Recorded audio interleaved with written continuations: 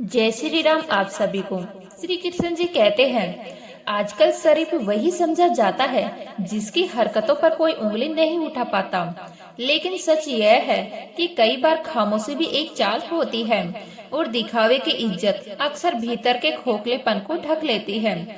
इसीलिए अगर चुनना हो तो उस इज्जत को चुनो जो दिल से की गई मोहब्बत और ईमानदारी से जन्म ले, क्योंकि वही इज्जत अकेले में भी साथ निभाती है।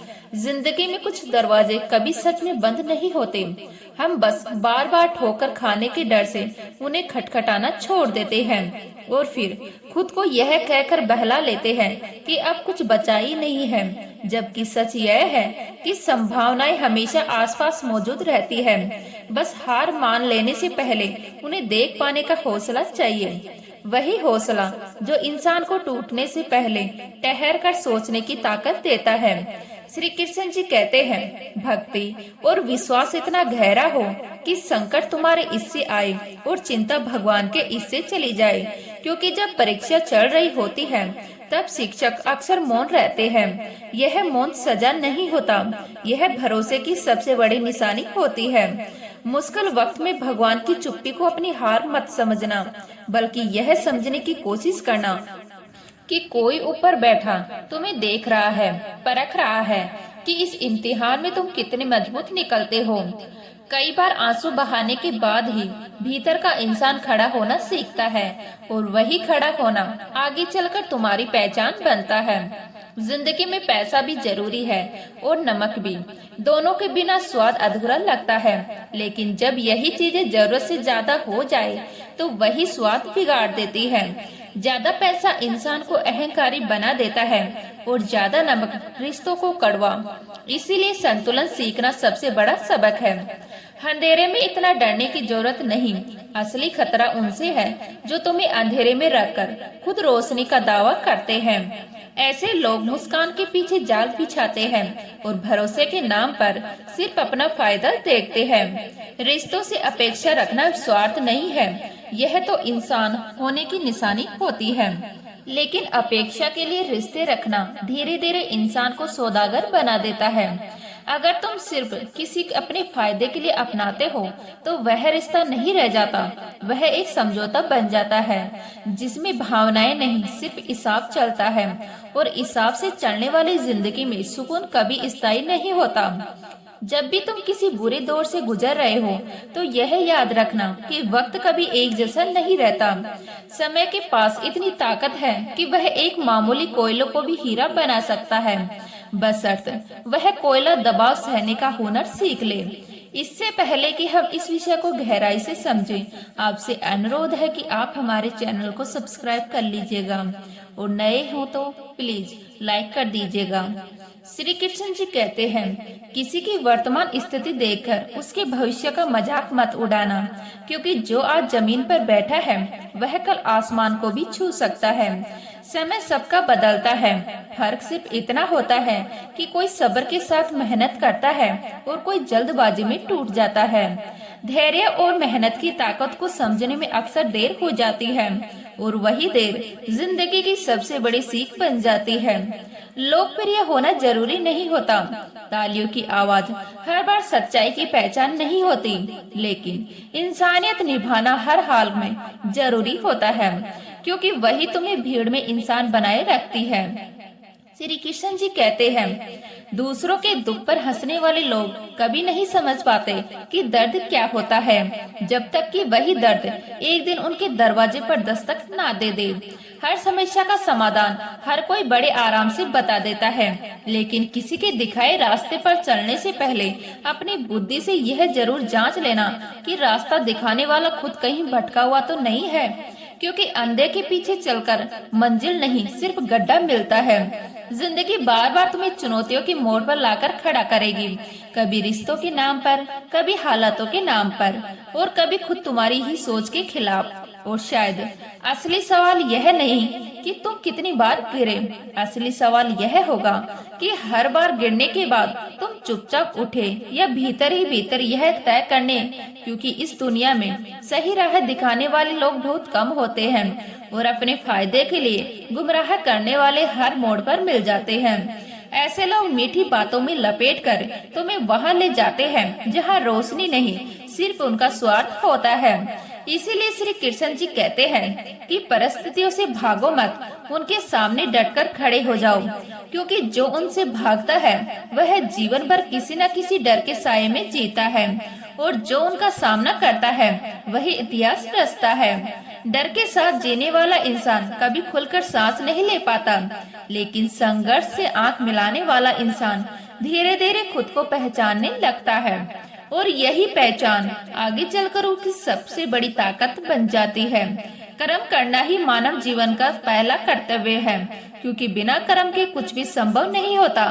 कर्म ही वह अस्त्र है जो तुम्हारी हर परेशानी को हराने की क्षमता रखता है।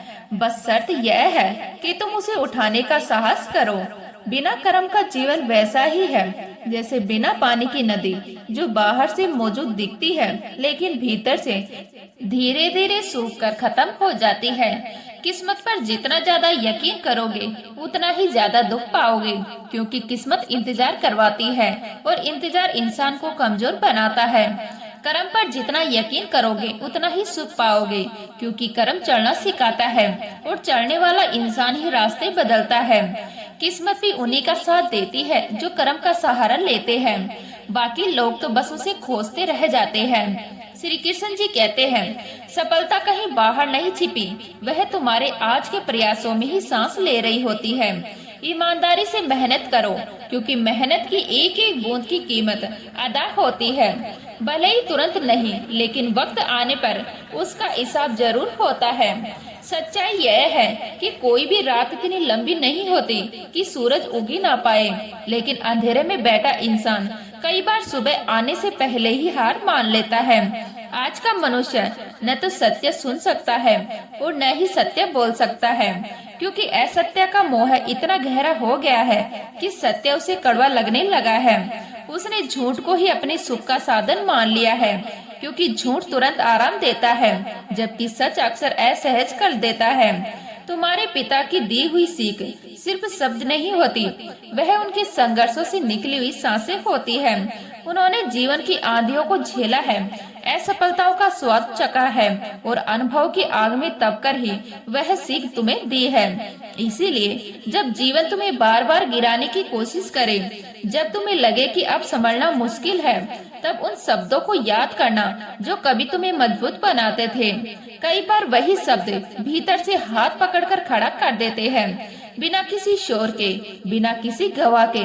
किसी को अपमानित करने वाला दरअसल खुद को ही अपमानित करता है, क्योंकि आत्मा सब में से एक ही होती है और वही आत्मा परमात्मा का अंश है। जब तुम किसी को नीचा दिखाते हो तो तुम अनजाने में उस शक्ति का अपमान करते हो जो तुम्हारे भीतर भी बह रही है। यही वजह है कि अहंकार जितना ऊंचा होता है, गिरावट उतनी ही दर्दनाक होती है। जीवन हर किसी को मौका देता है, कभी सीखने का, कभी सुधरने का और कभी खुद को तोड़कर नए सिरे से गढ़ने का। सवाल सिर्फ इतना है कि जब अगली बार हालात तुम्हारे सामने खड़े होंगे, जब रास्ता ढूंढना लगेगा और आवाजें तुम्हें भ्रमित करेंगे, तब तुम किसकी सुनोगे?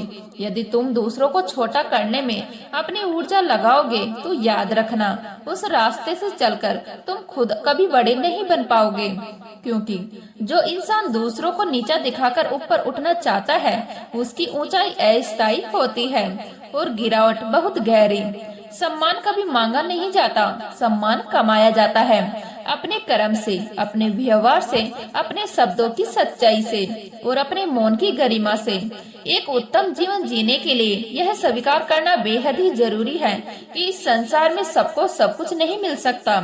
किसी के पास धन होता है लेकिन रात को सुकून की नींद नहीं होती। किसी के पास प्रसिद्धि होती है लेकिन कंधे पर हाथ रखने वाला कोई अपना नहीं होता। किसी के पास ज्ञान का भंडार होता है लेकिन धैर्य का एक कतरा भी नहीं होता। इसीलिए जो कुछ तुम्हारे पास है, चाहे वह कम लगे या साधारण लगे, उसका सम्मान करना सीखो, क्योंकि वही तुम्हारी असली पूंजी है। श्री कृष्ण जी कहते हैं, जब तुम खुद से बहस करना सीख लेते हो तो जीवन के कई उलझने हुए सवाल अपने आप सुलझने लगते हैं। लेकिन जब तुम हर बात पर दूसरों से बहस करते हो तो समाधान नहीं, सिर्फ नए विवाद जन्म लेते हैं। सच और झूठ की पहचान कहीं बाहर नहीं छिपी, वह तुम्हारे मन के भीतर ही रहती है। बस शर्त यह है कि तुम उसे सुनने की हिम्मत रखो। जब मनुष्य अपनी गलती का वकील और दूसरों की गलती का जज बन जाता है, तब जीवन में फैसले कम और फासले ज्यादा होने लगते हैं। रिश्ते धीरे धीरे शब्दों से नहीं, सोच से टिकते हैं और इंसान को यह समझ ही नहीं आता कि वह कब अकेला हो गया। मनुष्य विश्वास से चलता है। जैसा तुम भीतर विश्वास करते हो वैसे ही तुम बनते चले जाते हो। जो तुम्हारे मन में चलता है वही धीरे धीरे तुम्हारे जीवन में उतरने लगता है। अगर तुम यह मानते हो कि तुम एक खुशमिजाज इंसान हो तो कठिन हालात में भी तुम्हारे भीतर कहीं न कहीं मुस्कान बची रहती है। लेकिन अगर तुम हर चीज में कमी और दोष ढूंढने की आदत बना लेते हो तो फिर चाहे तुम्हें सब कुछ मिल जाए, संतोष फिर भी नहीं मिलेगा। यदि तुम सुबह उठकर यह विश्वास करते हो कि आज का दिन अच्छा होगा तो परिस्थितियां भी उसी दिशा में ढलने लगती है। लेकिन यदि तुम दिन की शुरुआती सोच में करोगे कि आज भी परेशानियां ही मिलेगी तो तुम्हारा मन अनजाने में वही हालात खड़े कर देगा। तुम्हारे विचार ही तुम्हारी दुनिया बनाते हैं और यही दुनिया आगे चलकर तुम्हारी नियति कहलाती है। इसी सत्य को समझाने के लिए एक दिन नारद जी ने श्री कृष्ण जी से पूछा, प्रभु मृत्यु और मोक्ष में क्या अंतर है? श्री कृष्ण जी ने मुस्कुराए वही रहस्यमय मुस्कान और बोले, जब सांसें पूरी हो जाए और तमन्नाएं बाकी रह जाए तो वह मृत्यु है, और जब सांसें बाकी रहे लेकिन तमन्नाएं पूरी हो जाए तो वही मोक्ष है। यह सुनकर नारद जी चकित रह गए, क्योंकि उत्तर बहुत सरल था लेकिन अर्थ बेहद गहरा। शायद यही से यह सवाल जन्म लेता है कि इंसान आखिर किस दिशा में दौड़ रहा है। श्री कृष्ण जी आगे बोले कि जो व्यक्ति सांस तो ले रहा है लेकिन उसके मन में इच्छाओं का बवंडर लगातार मचा हुआ है, जो हर पल कुछ और, कुछ ज्यादा, कुछ अलग चाहता ही रहता है, वह बाहर से भले ही जीवित दिखे, भीतर से वह पहले ही थक चुका होता है, लगभग मरा हुआ। लेकिन जो व्यक्ति जीते जी अपनी इच्छाओं को समझ लेता है, उन्हें पूरा कर लेता है या उनसे ऊपर उठकर संतुष्टि को छू लेता है, वही असल में मोक्ष के मार्ग पर चल रहा होता है। मोक्ष कोई मरने के बाद मिलने वाली चीज नहीं, यह तो जीते जी भीतर उतरने वाली शांति है। परिस्थितियां चाहे कितनी भी कठिन क्यों न हो, वो स्थायी नहीं होती। आज जो हालात तुम्हें तोड़ने की कोशिश कर रहे हैं वही कल तुम्हें गढ़ने का काम करेंगे। जो आज निराशा दिखा रहा है वही भविष्य में तुम्हारी सबसे बड़ी प्रेरणा बन जाएंगी। बस अभी तुम उस दूरी को देख नहीं पा रहे हो। जब भी हिम्मत टूटे, जब भी लगे कि अब कुछ बचा नहीं है, जब भी रास्ते धुंधले हो जाएं और मन थक कर बैठना चाहे, तब एक बात हमेशा याद रखना कि कोई तुम्हारे साथ खड़ा हो या ना हो, ईश्वर हर क्षण तुम्हारे साथ है। वो तुम्हारी हर खामोशी सुन रहे हैं, हर आंसू गिन रहे हैं और हर प्रयास को देख रहे हैं। वो कभी जल्दी नहीं करते लेकिन कभी देर भी नहीं करते। सही समय पर वही हाथ तुम्हारा रास्ता साफ करेगा, जिस हाथ पर तुमने शायद आखिरी उम्मीद छोड़ी थी। दुनिया जब यह कहने लगे कि अब कुछ नहीं हो सकता, तब समझ लेना कि वही समय है कुछ कर दिखाने का, क्योंकि जो असंभव दिखता है वही इतिहास बनाता है, और इतिहास कभी आराम पसंद लोगों ने नहीं रचा। सफलता की नदी तभी पार होगी जब तुम डरना छोड़ दोगे। अगर तुम दुख की लहरों से पार जाने में घबराते हो तो सुख के सागर में तैरने के सपने भी मत देखो। हर बड़ा सुख पहले एक बड़ी परीक्षा मांगता है। जीवन वह नहीं जो हमें मिला है, जीवन वह है जो हम हर रोज अपने फैसलों से बनाते हैं। अगर तुम्हारे जूते तुम्हें तकलीफ दे रहे हैं तो इसका मतलब यह नहीं कि तुम्हारे पैर गलत है। इसका मतलब सिर्फ इतना है कि वह जूते तुम्हारे नाप के नहीं हैं। ठीक उसी तरह जब लोग तुम्हें बार बार चोट दे, जब उनके शब्द तुम्हें तोड़ दे, तो यह समझ लेना कि वो तुम्हारी यात्रा के लिए सही नहीं है। हर साथ जरूरी नहीं होता और हर दूरी नुकसान नहीं होती। श्री कृष्ण जी कहते हैं, भाग्य के भरोसे बैठे रहने से भाग्य हमेशा सोया ही रहता है। भाग्य को जगाने के लिए कर्म की दस्तक जरूरी होती है। जिस क्षण तुम उठकर कर्म करने का फैसला करते हो, उसी क्षण भाग्य भी आंखें खोलता है और देखने लगता है कि यह इंसान अब सिर्फ मांग नहीं रहा, बस चल रहा है। एक दिन एक व्यक्ति नारद जी से पूछा, हे मुनिवर, मेरे भाग्य में कितना धन लिखा है? नारद मुनि मुस्कुराए और बोले, मैं भगवान विष्णु से पूछकर बताऊंगा। उस व्यक्ति की आंखों में रात भर उम्मीद और लालच दोनों जागते रहे।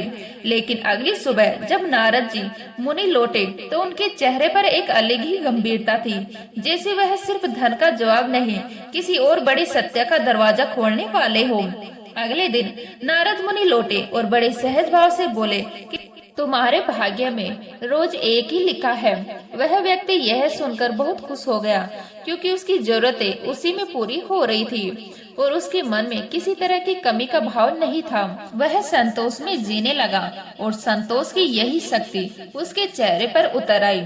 कुछ दिनों बाद उसका एक मित्र उससे मिलने आया और उसकी सादगी, उसकी सरलता और बिना किसी शिकायत के जीने के ढंग को देखकर भीतर तक प्रभावित हो गया। उसने कहा कि तुम्हारी सोच ने मुझे छू लिया है।